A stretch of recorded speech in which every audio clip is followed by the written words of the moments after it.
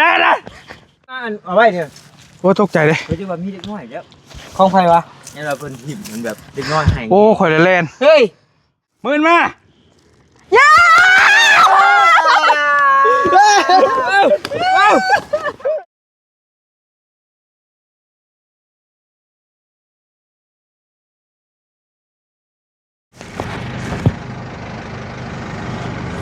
ป่ะแดดพี่น้องแดดนี่เอาพี่น้องบอลลี่กำลังสิ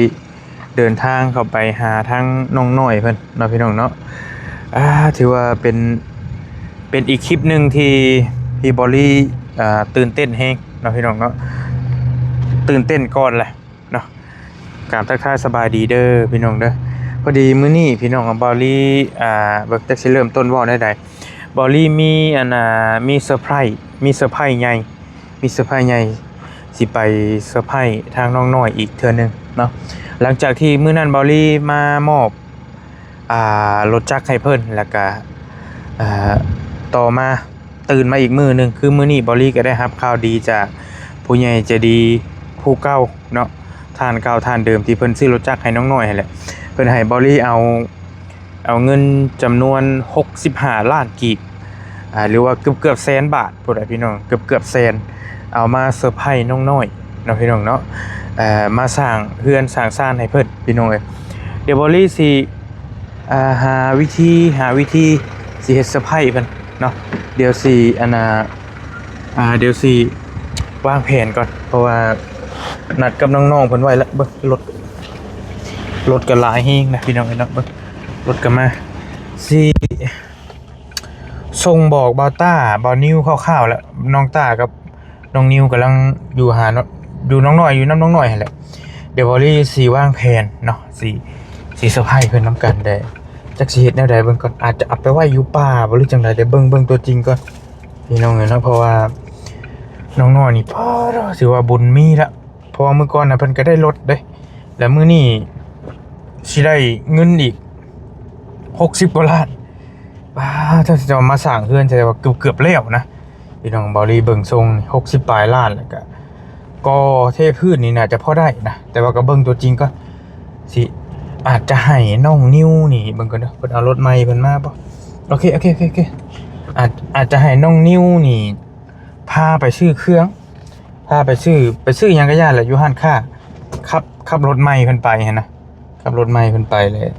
แล้วบอลลี่สิเฮ็ดเซอร์ไพรส์อยู่อาจจะเอาไปห้อยไว้อยู่ป่าอย่างก็ว่ากันไปนะเบิ่งตัวจริงก่อนไปพี่น้องไป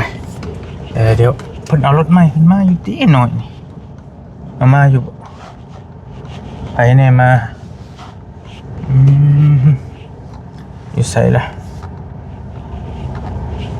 เบาเวียดบ่เบาเวียดบ่ต้าบ่นิวน้องนิวพี่น้อยเนาะไปลงไปหาเพิ่นก่อน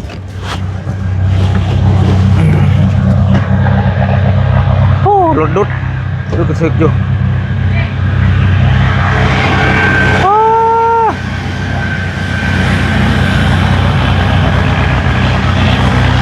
จะพูดเอารถใหญ่มาเนาะมื้อนี้เนาะ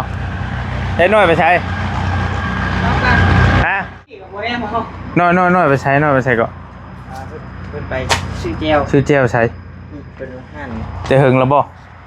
โดนประมาณ10นาทีเจ้าสิมาแล้วไปจักเนาะใกล้แล้วพอดีแล้วเข้าเพลนแล้วซะได้ก็มีบ่เว้ยเด้ตะกี้ว่าสิให้นิ้วพาไปแต่ว่าเราไปแล้วก็โอเคแล้วคือบ่เห็นว่ะพาไปใช่ว่าจะให้เจ้าพาไปทางอื่นก่อนหั่นนะไปกับเมียเลยไปกับเมียเจ้าบ่เจ้าเฮ็ดยังไง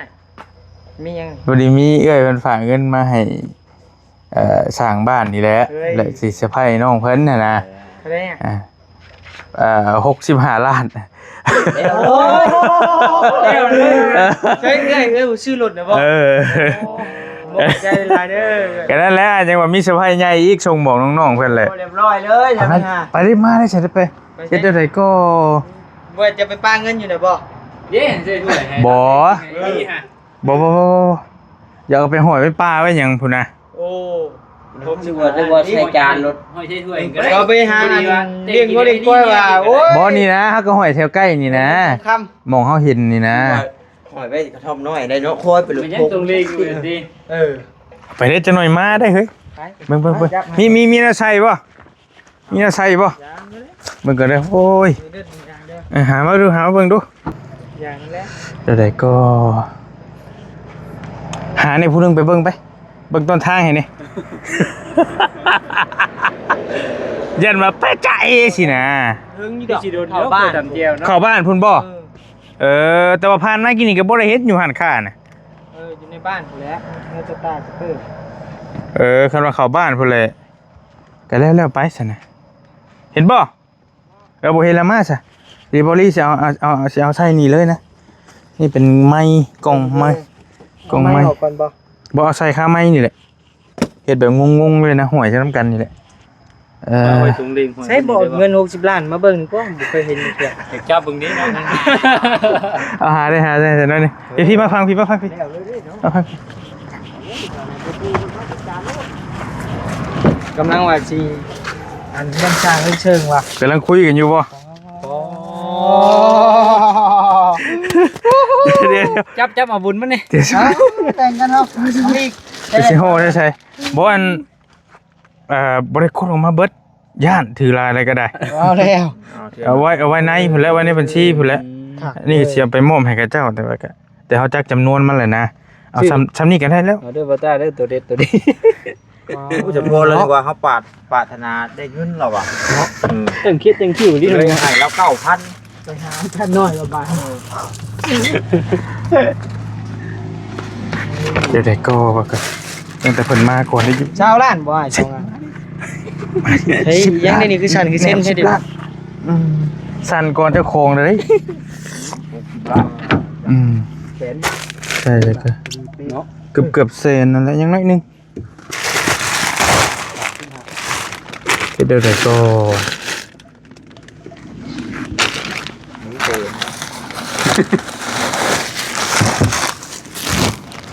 ใช่นี่บอกยังอีกแบบนึงบอกชัด มีเลยจะมีได้ โอ้ย มีเลยทำนี้ มาแล้วน้องหน่อยพันทิศมาใช่บอกเขาเช็ดได้เขาวางวางไงก่อนเขาเช็ดได้ปะเขาจะชวนน้องมันไปใช่ป่ะ ไปเบิ่งเชียงเก่าแล้ว นี่กับพ่อมั่งนะเนาะจะเดะอยู่ที่ มั่ง นะ เฮ็ดไม่เป็นไม้เพิ่นบ่ เอาอยู่เทียงนี้แล้วบ่ มันจะบ่ใกล้ไปได้ อันนี้ยัด ได้เฮา โอ้ยไปแล้ว หอยไม่หันหอยทงก็ดีให้แล้วหอยทงนี่เพิ่มแล้วก็ไปเบิ่งเพียงเก้านะแบบโอ้ดีเด้พี่น้องเลยเราอยู่กับเข้าตะกี้เห็นนะทงเลยไม่ต้อง ไปเด้มาเด้ ไปกันปะมาห่วยตรงเลงชื่อเลยบ่ ไปปลาไม่เยอะ ไก่ฟ้าบ่เฮ้ยนี่ เบาไล่ก็เบาตูนไล่ก็บ่ โอ้จะไปเฮ็ดแล้วเถอะ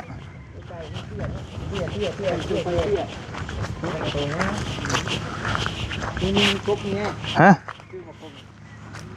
เอาตั้งไว้บ่ มันจะบ่ เอาเชือกเลย แมนเพราะว่าแถวนี้ก็ได้นั่นนี่อยู่ใกล้ๆที่เนาะว่าแถวนี้ก็ได้เนาะนี่หูแล่นปันห่วยตรงเลขมันคือแบบนึงหั่นนะเอาปกไว้นี่ เดี๋ยวยังก็ทิ้งไว้เนาะ มุดแดงดินโอ้ยเนาะ ปลาทูดอยู่นะตัวนั้น เอาปกไว้ก็ได้มุดแดงดินได้ โอ้หมดมาตบเกี่ยนี่ก็ได้นี่โคตรปวก หาให้ปวกเนาะงูฉกนี่พอแห้งเด่น ตายดิ คนไปแห้งย่านงูอยู่นิ้วจะเห็ดอันนี้คนแห้งย่านงูอยู่เฮ้ย ได้แล้ว ปก ยุนเข้าไปนี่ เดี๋ยวปกอีกได้โอเค โอ้ได้แล้ว มุดแดงดินลายเว้ย โอ้ปลาทูดเนาะแล้วเนาะ60เนาะ อ๋อดีใจนะน้องเพื่อนนี่น้องเอ้ย แล้ว เฮ็ดได้ปะ เอาบ่ยังเฮาก็ยังมีอีกอยู่เลยเนาะ7-8ล้านนั่นน่ะเนาะ ตัวเก่านั่นก็สี่ได้เหลือจากซื้อรถมื้อน่ะ มันก็ได้แล้ว พอดีเลยว่ะ นั่นน่ะ บาต้ากับเฮามื้อคืนนี่ทำพอเฮาเรื่องค่าสร้าง เพิ่นว่าเท่าไหร่ เพิ่นสิไล่ให้เพิ่นว่า แล้วยังไล่อยู่ มามื้อเช้าสิมาทำไปก่อนเฮาอีกบาดนี่ ก็ถามเบิ่งบ่เป็นหยัง ไปยืนคุยกันอยู่ ไปมันคือได้เนาะเนาะป้าไปหันละพี่น้องเอ้ยเดี๋ยวสิเฮาเฮ็ดแบบว่า มาเบิ่งพายางมานี่เนาะ ทำเลเฮือน ขี้โง่เด้คนสิช็อกคนนั้นก็ช็อกไปเองล่ะพี่น้องเอ้ยแต่มื้อนี้บ่ได้กระตุกเลยแม่นบ่มื้อนี้บ่ฮู้เลยแม่นบ่โอเค เฮาเองก็ยังบ่ฮู้ว่ะ อันนี้ก็เซอร์ไพรส์น้องๆเพิ่นคือกันเด้พี่น้องเอ้ยบอลลี่เองก็บอกว่ามีเซอร์ไพรส์แต่บ่ได้บอกว่าเซอร์ไพรส์หยัง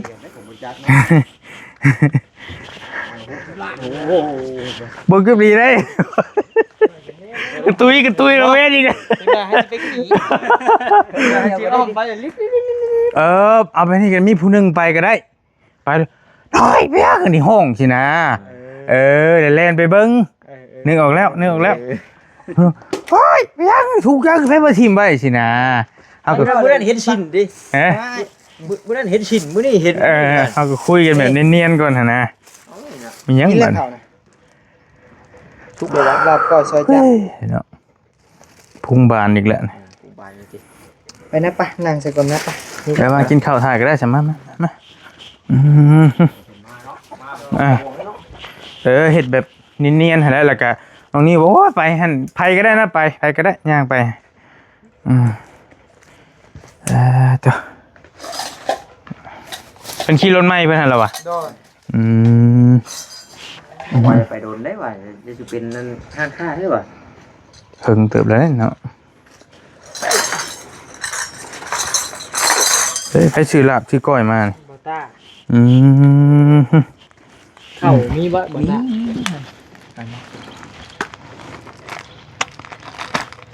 เห็นบ่นี่เมื่อขี่รถน้อยแล้วบ่ชุมเจ้ากันทางขี่รถใหญ่เลยน้ำมันลงแน่นะเบิ่งทรงนี่ โอ้น้ำมันบ่ลงมีเบื่อนะมื้อนี้ เนี่ยก็ว่า อยากมาน อยากมานำบ่ออกไปหน้าหลายมื้อแหละ จ้ะ โอเคครับเลย มาครับเลย คือห่อนท้องแต่ว่าบาด เป็นหอนเถาะอะไร กินบ่ได้นะเจ้านะนี่นะ ซีมึงน้อยนึงไง ซีมนี่เลยFC ยิงท่วงน้องนิ้วจอยแท้อยู่ คะแนนเพิ่นบ่เห็นบ่ฮู้แต่เฮาเป็น ญาติหน้าปกก็ได้นิดนึง เอาพี่น้องมันเป็นโรคกระเพาะพี่น้องไอ้เนาะ อันปวดระยอดเนาะ แม่ ไผไข้เจ็บเนาะ เป็นโรค บ่เข้าไผออกไผนะ นี่คือสิมาแล้วเว้ยแม่นแล้วคันเบิ่งชมเดี๋ยวมาก็คุยกันสักพักก่อนแบบเนียนๆก่อนหั่นนะ โอ้เจ็บข้องเด้ กระตุกอะไรเลยบ่คืออันนี้แบบสุดเลยนี่พี่น้องบ่จักกะลีแบบเนียนสุดเลยนะ เฮายังบ่ได้ฮู้เด้อเสื้อผ้าแบบนี้ เซอร์ไพรส์ เฮาคิดว่าดำนิดดำหน่อยเดี๋ยวว่าวงกบมาบ่ คิดว่าเขาพองผู้ใดบ่ เพิ่นซักบอกอยู่ว่ามีเซอร์ไพรส์ มีเซอร์ไพรส์ใหญ่บ่ลีว่าคันเล็กน้อยอ้ายบ่ว้าวดอกท่านธรรมดาน่ะบ่ว้าวแล้วก็สิบ่ชวนพร้อม 100,000 บาทน้อยๆนี่แหละบ่ ฮอดแล้วเพราะว่าตัวเก่าก็4ล้านเด้ มานำบ่นิวบ่น้ำผัดไทยกับ4ล้านบาท โดย เฉพาะน้ำบ่ลีก็ฮอดแล้วนะแสนนะแม่นแล้วฮอดแสนแล้วก็นี่แหละพี่น้องสิมาก่อเฮือนให้เพิ่นยังบ่ลีไล่เห็นนี่ได้แล้วก่อกับเทพื้น แม่นแหละ วงกบบานประตูนี่โอเคแล้วนะ รอดเลยนะเนาะ แต่ว่าในส่วนอื่นก็เฮาเบิ่งก่อนว่าสิต้องเบิ่งค่าสร้างอีก โดย พอน้องนิวสิเอาเท่าใดนะพอจะว่างแม่นบ่ ว่างอยู่ ก็เราว่างก็เอาพอเท่านิ้วมาเฮ็ดก็ได้เป็นหยังพี่น้องเอ้ยเพราะว่ากันเองรู้จักกันก็คือได้ยินบ่เราราคาก็ย่อมเยาว์แน่หั่นนะก็ บอต้าเราไปถามอยู่ถามนำกันอยู่ ถามแล้วโตดอกนี่น่ะแฮงสบายแล้วมันบ่ได้หยังเลยเอาตามเม็ดเลย ก็เอาซ้ำเคยเฮ็ดนั่นแหละเอาซ้ำไปซ้ำมาพอไปพ เรา อ บ่ มา ได้ไล่เป็นเม็ดกะลีแล้วอ่ะแล้วสิไล่เบิ่งว่ามันสิตกแบบว่าตกอันพานี่มี700,000บ่เลยแล้วสิลุดลงให้อีกแล้วอ่ะนะ คันว่าสมมุติว่ามันเงินเฮาเหลือหลายก็ได้จ้างเราเฮ็ดแนวอื่นต่อเลยหั่นน่ะเป็นนั่นดอกอาจจะ สมมุติว่าได้ก้อแล้วก็ตัวเงินมันเหลือเอาเป็นโบกมันยังไปน้ำเลยก็มีหั่นนะผมมีปัญหาตอนนั้นเบิ่งเงินก่อนเบิ่งตัวจริงก่อนมาแล้วอย่าปังปัง ตามาแล้วเดกล้องไปใช้เพิ่นนะ ดีได้หิวน้ำอยู่ ไปจะถ่ายอาชีพไปเบิ่งยางมาเบิ่งรถใหม่เพิ่นเป็นนี่ได้ใช่คือโบครับมันน่ะอันนี้ย่อไปนี่ ผู้ชูมบ่ใจยังครับบ่เป็นบ่น้องยังบ่กล้าเหรอ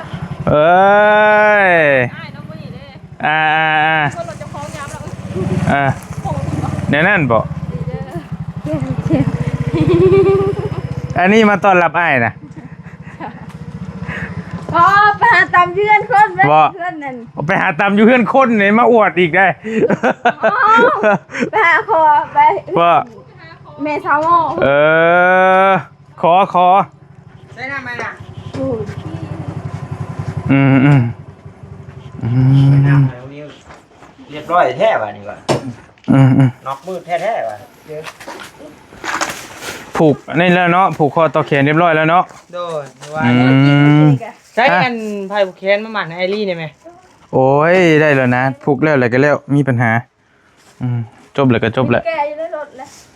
บอกได้ได้แล้ว ไปแก้ได้ ได้แล้วมีปัญหา ปกติก็งัวกิน เห็นไหมกินข้าวเห็นไหมกินข้าวมียังแจ้วยังอันนี้ เจียวพงกับเจียวปลาแดก น้อย ชาวตาโมนี่ไปตามเพื่อน หมักม่วงบ่เฮ้ยหมักม่วงน้อยอุ้ยเป็นหรอบ่ กับมักต้องถกเลยทั้งไปเดี๋ยวกินข้าวหมู อุ้ยยะโดยสวัสดีทิศต่อเสียบท้องเสียบใส่อีกแล้วบ้านนี้ ขาไปหล่อตรงนี้เด้อมือตัวติดยังบอกเลย คือยังให้เอ้ยเพิ่นขับอยู่ครับบ่ยังบ่แข็งบ่ บุกาซ่อนครับผู้เดียวใครเนี่ย โดย ดึงโดนแห้ง เฮงเนาะเอาเลย ซับโดดเลยบ่ จ้าแล้วจ่าปัดถ่ายแล้วนะ เบิ่งหายังบ่มีแป้วมีแมงติหน่อยไหวซื้อมามื้อเดียวมีแป้วบ่ไหวเด้อเฮ้ยว่าเห็นว่าก็ได้มีพายผูกแขนแล้วเมื่อวานนี่เพิ่นพากันผูก งัวกิน5,000นี่กิน งัวกินเงิน งัวกินทั้งเงินดังแล้วไงเงินก็กินแล้วไม้ก็กิน รถผู้สาวสิมีประมาณนี้มีลิปสติกบ่นี่กันแดดอันนี้บางทรงนี่นี่ผมกิบนี่ผมหนีบใจได้บ่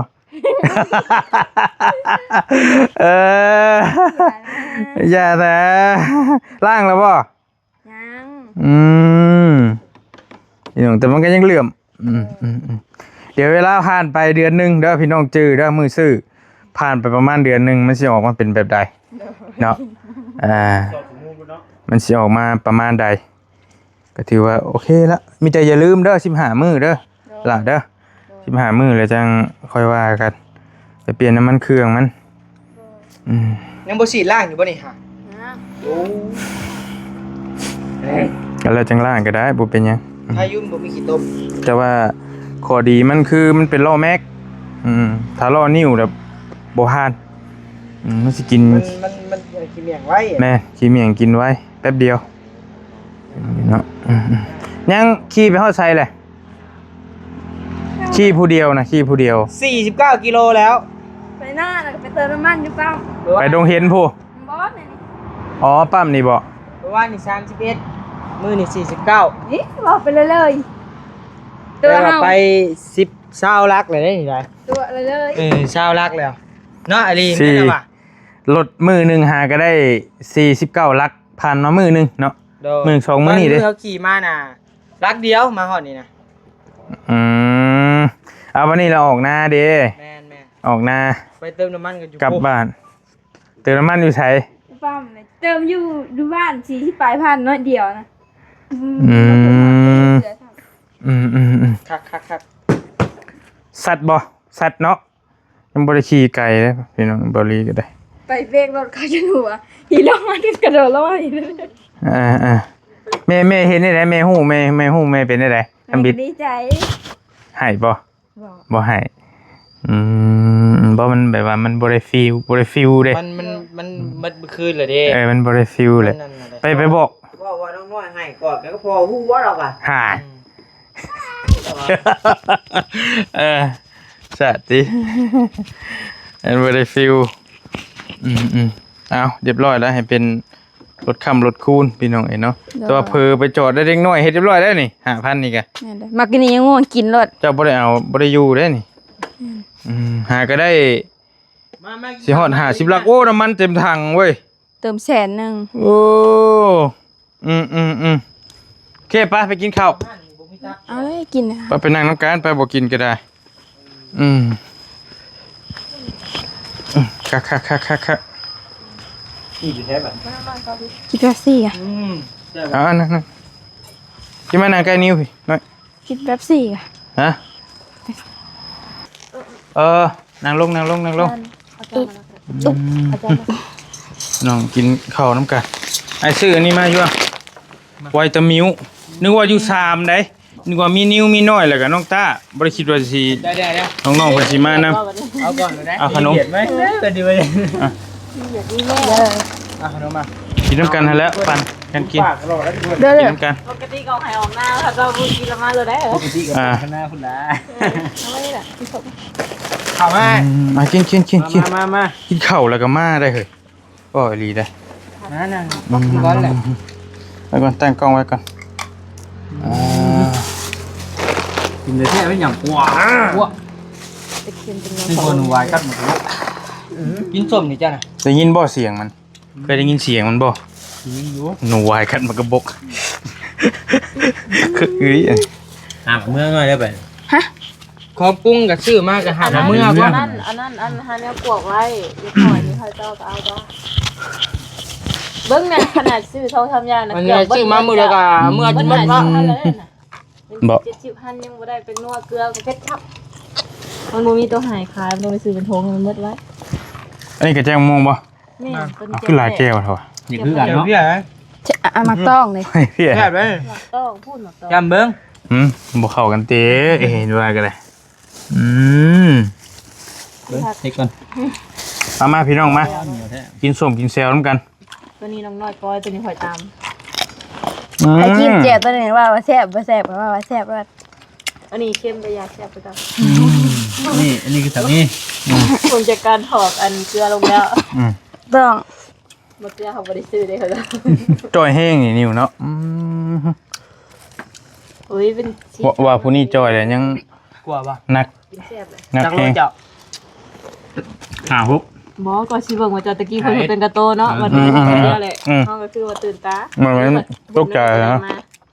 ร้อยกี่บอลนิ้วแล้วเพิ่นคนกดเด้ แตกตามันดูเห็นเธอเห็นแปลกตาว่า ได้ไหม เจ็บท้องบาดเดียว หุ่นบ่วะ เอ้า ชอบครับ ทางได้ป่าฮะ พูดแล้ว คุณเด้อ ไปบอลมีคนได้เลย บ่ได้หก อย่าไปได้ป่าวิคือ บ่นานแล้ว6เร็ว บ่ได้เหยียบของเก่าจะตี บ่มีเลย กันพยานกับบางโพ่นเหรอ เอาข้าวพ่นหรือบ่ดิ มุ้ยไปเห็นหรอกมุ้ยไปอยากเบิ้งหรอกอี ก้นเท่าแหล่ได้บ่อยากเบิ่งบ่ เดี๋ยวว่าจะกินบักไอ้ม่วงกูลงเว้ยไปแม่กันสิไปละกินม่วงกูลงเลยจังหน่อยฮะไวเด้เบิ่งเด้อหมุดเมงเด้องูหลายได้ป่าครับ ตีนต่อเลย มุดลีนตอดลีนตอดไข่เด้ตัวได้ไหม เฮ้ยน้ำล่างอยู่บ่น้อย บ่มี ฮะ บ่มี พอแล้วเว้ย เอามือหั่น เฮงว่าโอ้ยเลย ก็ยังล่าง เอามือ พูดไปเถิดนั้นนิ้ว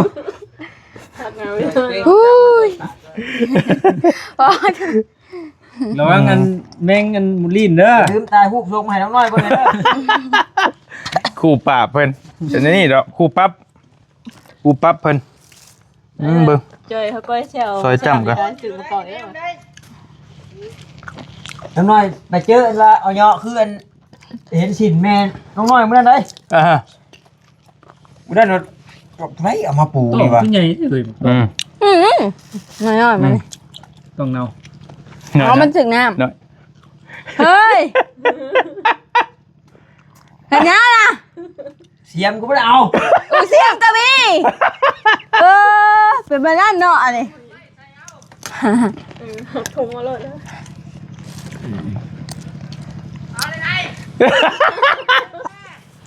อยู่มองแน่เลย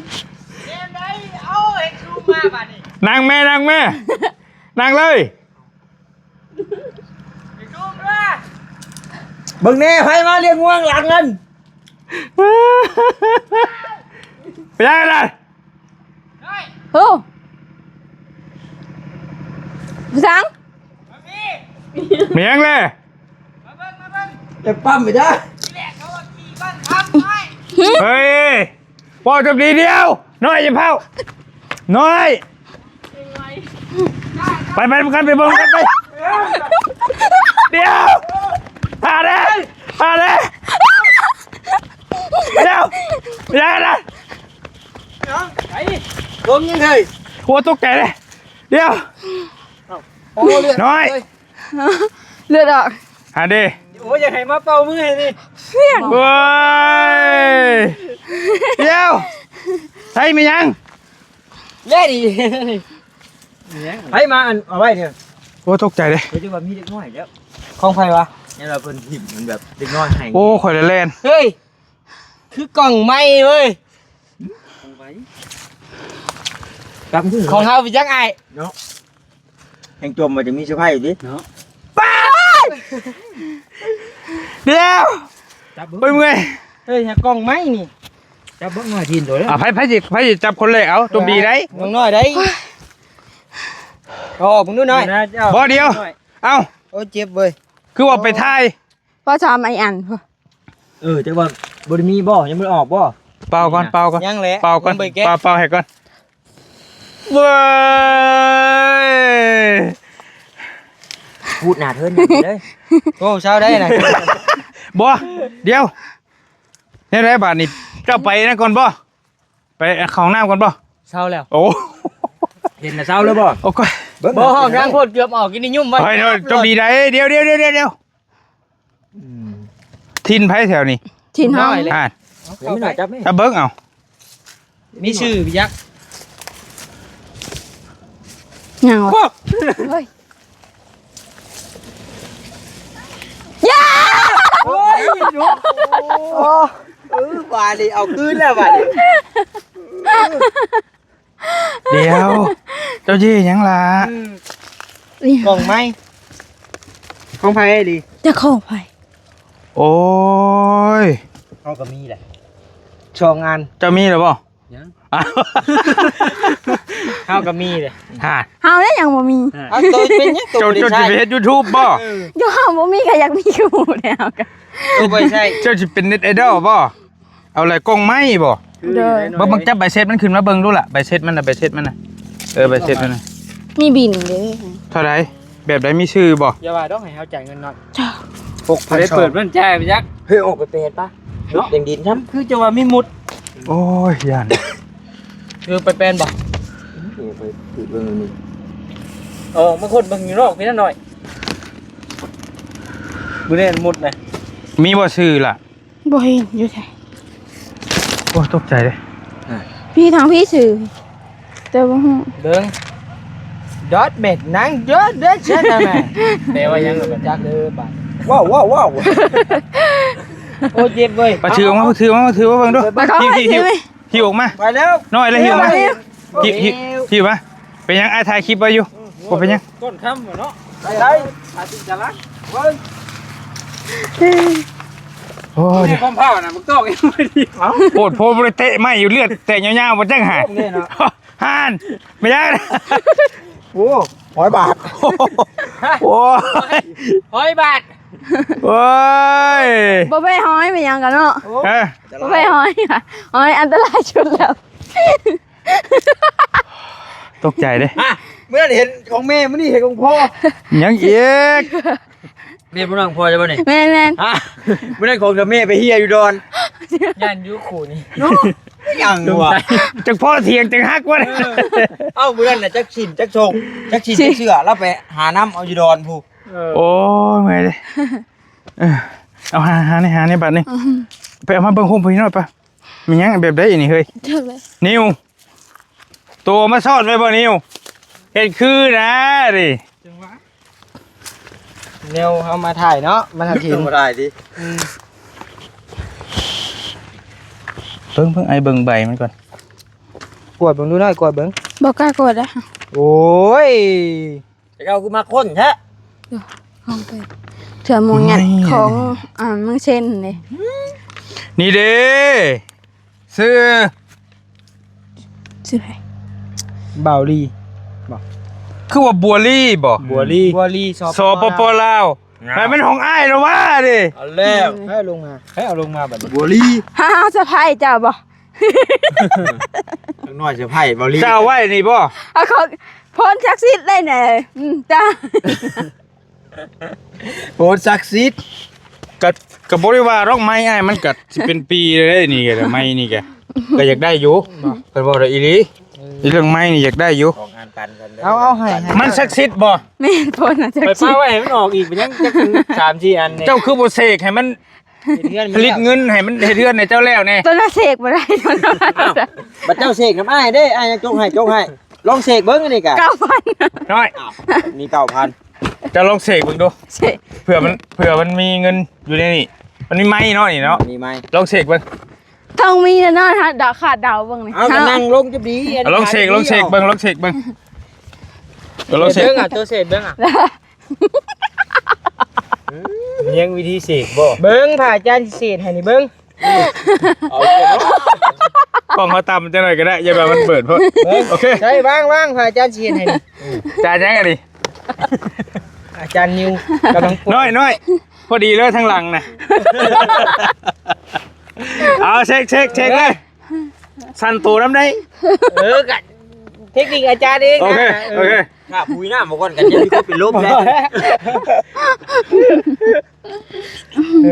เห็นไงหลังเด้อเห็นไงหลัง เอ เด้ อ อ อย่าเลยคอหักไงชูงหนึ่ง รับตาเลย อย่าก็อาจารย์จะเด็กเลย เตะนะครับตกหลัง ยาดิฮะ เบิ่งนมมืตัวอยากเสียให้ได้เฮือนบ่ เดี๋ยวน มมือเด้อ ได้ นมมือแม่ แต่ไปจะเสร็จมันต้องมีนะ ให้มูนบมือตัวล้อมกันแล้วแต่ตัวสักชิดอีลี อย่างนี้แม่ โบแน่เปล่า โอ้มาลึกกึยโออย่าหัวแม่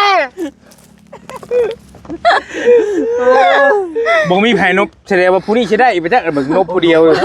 นบอยู่ผู้เดียวเอาหั่นน่ะ เบิ่ง นมเบิ้ลพ้นบาดแล้ว ข่อยกระนมกันเลยอยู่ได้เนาะ อาจารย์เลย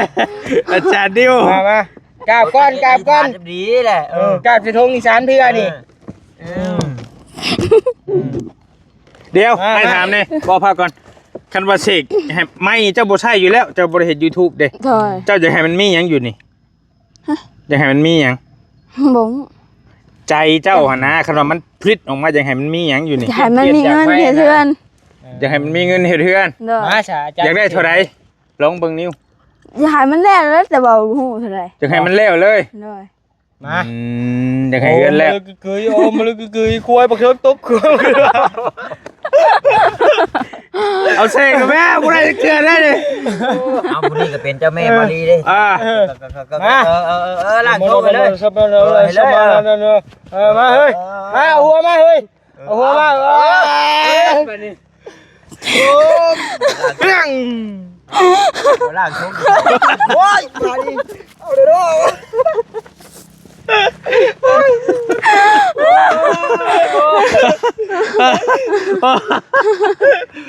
ไอ้น้ำนี่ธรรมดาได้เนาะไอ้ขี้เธอนี่บ่ไหวเด้อเฮ้ย น้ำมนต์ดิ บ่แล้วอันนี้บ่เอาอันนี้ น้ำพอเลยพอเลย ไม่ไอ้เปียได้บ่ได้เด้ได้แล้วบ่นี่ได้แล้วบ่ บ่ นี่ แล้ว ได้แล้วบ่นี่ บ่ ทางกะทิจำนี่ก็ได้ มันวีซ่ายังบ่ครบมันต้อง เข้าป่าก่อนเนาะไป โอ้ยบ่ลงอยู่ว่าเลย ไผน่ะ เห็นแต่ดึงน้อยเข้าป่าก่อนเท่านั้นแหล้วมันจังขังไปกูพวกไม้เพื่อนอยู่ เนาะมันสิเสี่ยงจะพลาดไปซะแล้ว อืม ยังไง เอาแดดแล้วอาจารย์เลยมันบ่ ยังก็บ่แพ้เฮา เอาใหม่เอาตั้งใจเด้อจะปากเด้อ เฮาตั้งจิตให้มันคง มันบ่คังอะไรอาจารย์เด้บัดนี้ โอ้มลึกกุยโอ้มลึกซุยเนโปรโดนมาสมานะเชื่อมาอาจะมาคอมเมนต์แล้วเด้อบาดนี้พี่น้องเอ้ย มันเข้าอลีบาดนี่ โอ้เพียง มาแล้วบ่ มาแล้ว มึงเด้อสิพาปากเด้อ รับตาตั้งใจดีๆเด้อ บ่มีเลยจะถีบอาจารย์เด้ อย่าจับมาจังจิตเลยเนาะ รับตาอธิษฐานเอา นี่อันเกือบเบอร์ยัง เบอร์30 เข้านี่แล้วเด้อเบิ่ง รับตาถ้าเพิ่นบอกว่ามื่นจังมื่น ให้อย่าได้ดิคลำให้เป็นจับเองบ่ให้เป็นจับเองแล้วเพิ่นขอพรเจ้าบ่ได้ขอ บ่ เจ้า แล้วข่อยก็จะได้ข่อยได้คือกันเนาะขึ้นเนื้อก่อนมันเพราะได้เผื่อมีมันเติมน้ำหมกน้ำมันหั่นน่ะ รับตาเลยไม่ได้ บ่ก่อนขังแท้บ่เฮ้ย อย่ามื่นดีกว่า อย่ามึนตาเบิ่งก่อน เกือบน้ำได้อัดไว้ ถ้าเพิ่นว่าใครพูด เบิ่งก็ได้ไอ้เบิ่งก็ได้ ห้ามมื่นเด้อห้ามเบิ่งเด้อรับก้มลง เอิงมึนมา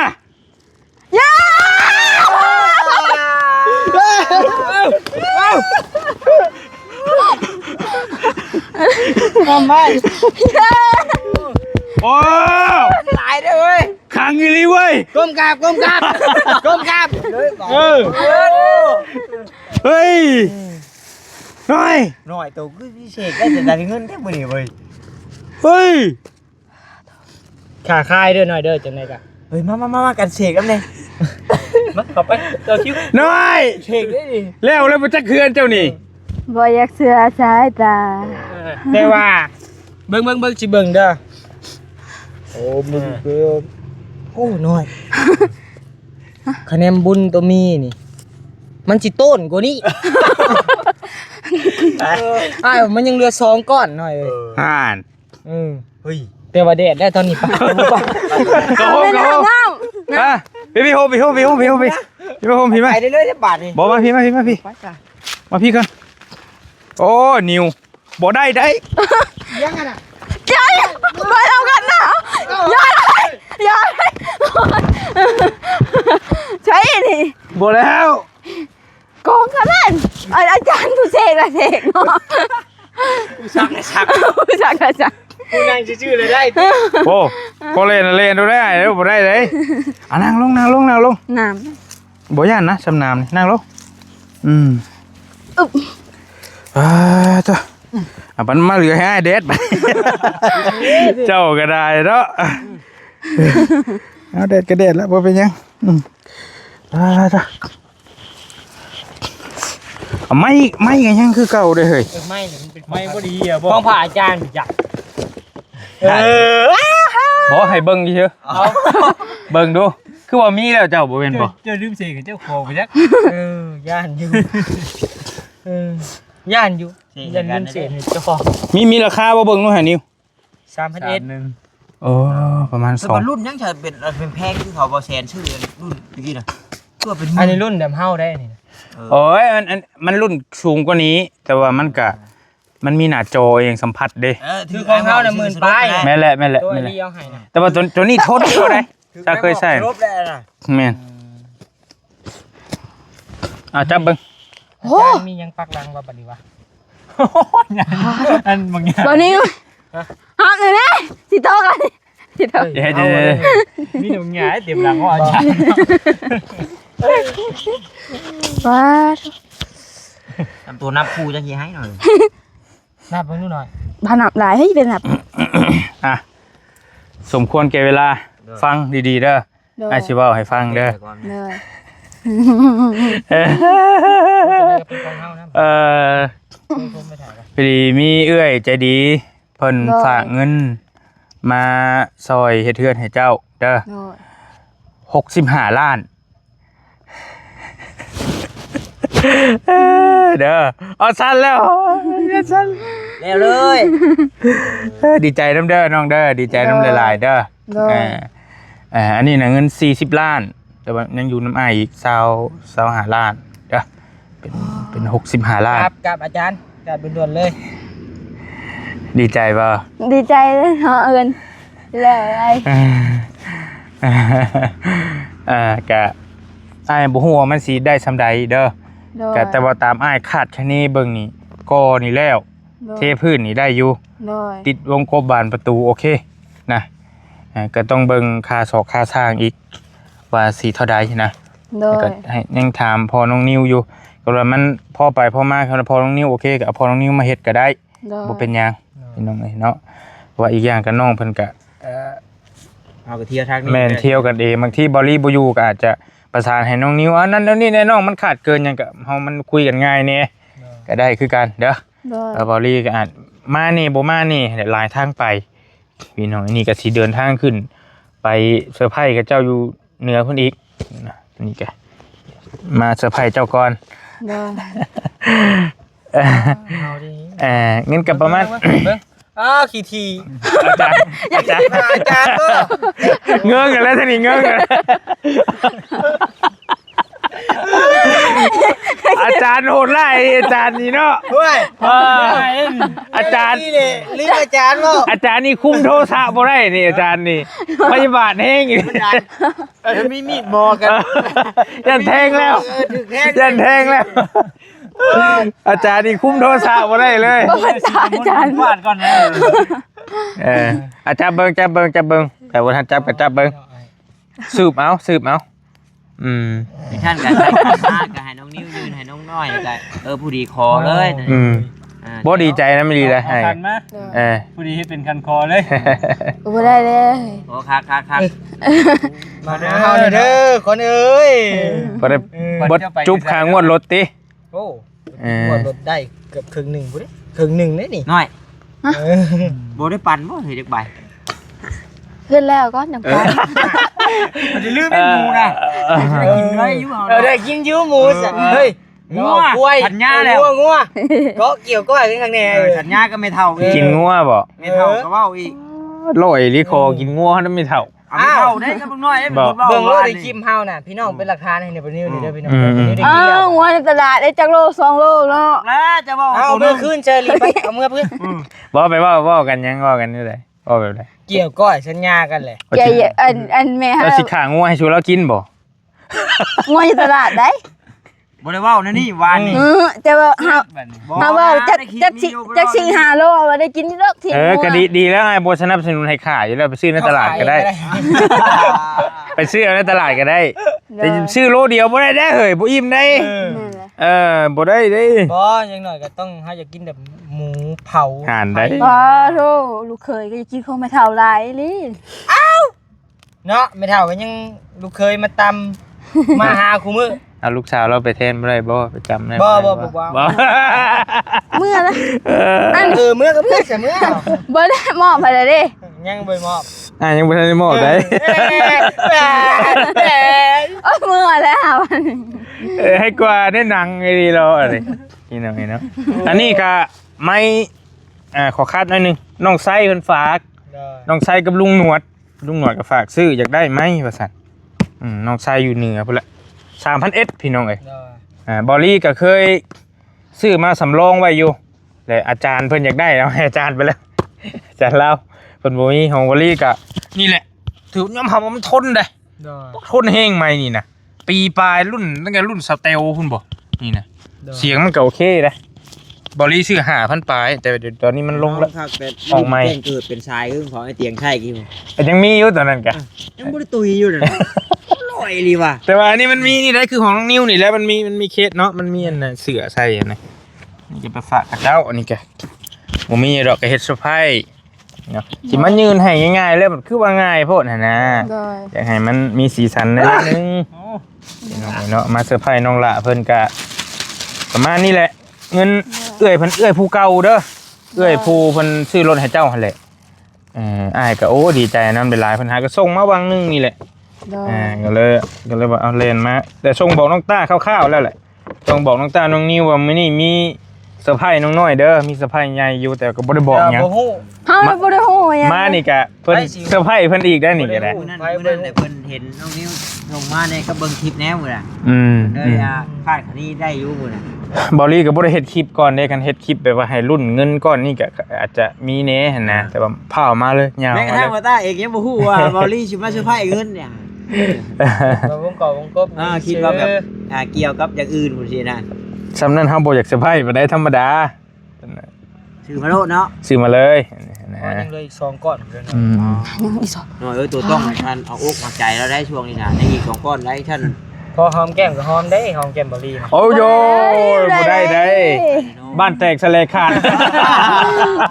แต่เฮ็ดจังซั่นถ้ารู้สึกว่าแพงง่ายจากหอมแก้มใหม่ แก้ ก็ มก้นได้อ่ะ หอมแก้มนิ้วแทนก็ได้ ก้นได้ เอาเจ้าแทนเนาะ หอมเงินได้ เป็นตัวแทนได้เด้ เอาจ้ะ น้อยเบิ้งหาจำคือข้าเจ้าว่าบ่ดีบ่น้อยเบิ้งหาน้อย อย่าโดนมันเป็นข่าวโตจ้ะนะ เงินพลาดหู ผัวไปนะบ่ พลาดกับบ่พลาดได้เนาะ โอ้มาพาดมันก็หัวเฮานี่เฮาสิ เอาเอื้อนอะไรกันกะ อืม ไปนับแข่งกันบ่ได้นับนี่เด้อชนะ บ่ได้เด้ มานับแข่งกันมา บ่าวๆนี่ ให้เราจัดนี่ก่อนหนึง บ่ถ้าเพิ่นเจ้าว่าสิเฮ็ดจังได๋สินะ เอ้ย เอ้ามีเคยมี ไปให้แล้วว่าหยัง นะมีใบ2,000 ไหน นะ เอาไป ตัวกันนี่เลยมันขายครึ่งเลยเนาะ ขายคือ ขายได้ใบ2,000 เอามาคืนได้เงิน บัด ได้ บัดเขาเอาไปเช้าบัดคืออีกได้นี่ คือได้ชื่อหมดเลย โอ้ แต่กับโบเมนเงินเจ้าทั้งเบิดอ้ายมาเอามาเป็นตัวอย่างให้น้ำที่ซื้อแต่ว่าอ้ายก็เก็บไว้ในบัญชีเพราะว่าบ่อยากพกเงินสดหลาย คือหูและเสียง เนาะ เสียเอาไปเซอร์ไพรส์เขาเจ้าอยู่เหนือน้ำเน่หั่นนะ ขึ้นไปนึง โดย เอาบ่บริการ เนาะ เอาเป็นบริการก็ได้ลูก เอาบ่ มันบ่มีค่าจ้างได้เลย โอ้ อ่า บริการเนาะมันก็มีนะว่ะ กางจ้องกันยังไงเนาะ โอ้ ความเงินเดือนยูทูบนะยังบ่ได้เงินอยู่นี่ ยังบ่ออกอยู่บ่เจ้ากะ ได้แล้วแต่ว่ามันได้น้อย มัน เงิน 8,000 บาทหนึงมันเดือนซื่อ มันบ่พอใช่บ่ ๆอืม ให้เมียล้าน3อ้ายให้เอาล้านนึงไม่ใช่เท่านั้นแหละ โน่นไปใส่หมด ก็เอาให้ป้าเด้ เออ ว่าให้รถเด้ ใช่นี่ นี่เฮือนแล้วยืมเงินเราล้านเอ็ดบ่แม่น10,000เอ็ดมาให้กะซ่า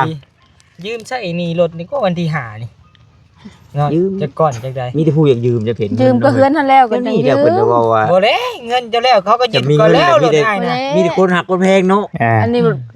คันไปถอกรถก็เฮือนก็บ่ได้อยู่บัด น้อย อะไรก็เฮ็ดเฮือนแล้วก็จังทอกน้ำดังก็ได้รถ มีแต่พูดจากว่าน้ำมันทั้งหนาทั้งหลัง ลองจับนิ้วอองตัวนี้เมื่อเฮาเห็นว่า เฮ้ย5ใบก็ได้นะ ลอง เป็น หน่อย ไปฮอดพุ่นนะ มีแต่พูดจากว่าน้ำ โอ้ถ้ามีเงินเลยนะได้ผู้กี่คุ้มกล้องพี่ธรรมดาได้นาดของเงินนี่ เวียนเข้าตลอดเนาะ โอ้พอสุกทอกก็สุก เพราะอิ่มข้าวใน5บาทนี่ จนเช้าวันพิธีขี่บ่ได้กะ ปวด ให้ ขี้ เจ้ามีนะขาย เราอยู่ผู้เดียวแล้ว รู้เรื่องเลยเหรอวะกูเล่นเนี่ยเหรอวะโคมมา การนั้นน่ะ แล้วก็บ่มา การนั้นนั่นแหละจะมันไอ้กะสีลำลาแล้วมีแต่ โคมมุ้งกันนะนี่ กะนั่นแหละเด้อหน่อยเด้อ โดย กะมีแต่ดีใจน้ำได้ลายทั้งไอ้ก็ได้ โด โอ้ ย ยังไม่ลืมได้ค่ะชมมาอาจารย์ เอาอีกแล้ว เดี๋ยวบ่แล้วอาจารย์บ่ได้ว่าเอาแต่มากินเด้อผู้เออ พอแล้วจังไดก็อย่าลืมบุญคุณเพิ่นเด้อ โดย บ่อันอ้ายบ่เป็นหยังดอกแต่ว่าผู้เจ้าของเงินเพิ่นนั่นแหละเด้อ โดย เพิ่นชื่ออยู่บ่บ้านเมืองเพิ่นที่อ้ายบอกมื้อนั้ บ้าน นต้นดอกเพิ่งบ่ต้นเพิ่งต้นพงเมือง ชื่อว่าน้องแต่ เข้ากระตือ เมืองต้นเผิงบ้านต้นเผิงเมืองต้นเผิงแข็งยังก็สามเหลี่ยมนะ สามเหลี่ยม สามเหลี่ยม บ่อแก้ว บ่อแก้วบ่อแก้ว เพิ่นอยู่บ้านต้นเพิงเมืองต้นเพิงอยู่แขวงบ่อแก้วเด้อ โดย เพิ่นบ่ให้ออกชื่อออกเสียงเพิ่นโอนมาให้อ้ายหั่นบางสิออกมานี่แหละก็เพิ่น ปุ๊บปั๊บนะของเจ้า แม่สวดชาติเลยได้จริงอ้ายก็ว่าสิมายามเจ้าอยู่ว่าสิมาเบิ่งรถใหม่ว่าเป็นแนวใดหั่นนะก็บ่ได้คิดว่าสิได้เงินมาเซอร์ไพรส์มื้อนี้ก็แบบวัดเวทคือกันได้แบบสไตล์ไวๆเลย คือมื้อนั้นก็